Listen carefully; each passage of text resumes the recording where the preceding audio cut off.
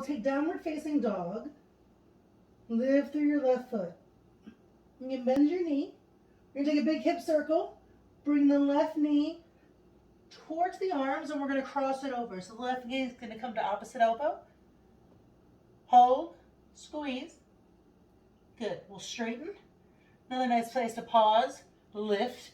Then we'll come down, fallen triangle. So fallen triangle, we'll lift through the free hand. Reach up, breathe.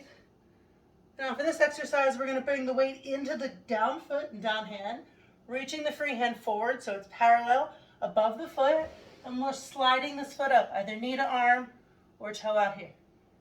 You can kick it back and float it and bring it in, or tap it all the way down slow.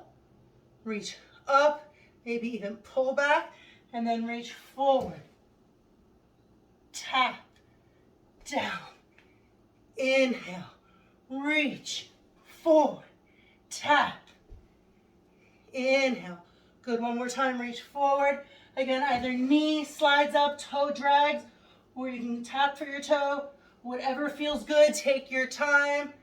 Fallen triangle, return back the way you came. Maybe you can lift, squeeze, move with intention.